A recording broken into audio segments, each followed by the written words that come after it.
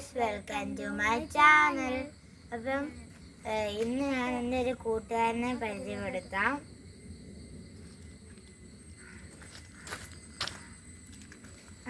ഇവൻ്റെ പേര് നവനീത്. ഇന്ന് നമുക്ക് ഇവൻ്റെ ഒരു ഡ്രംസ് കൊട്ടുന്ന വീഡിയോ കാണാം.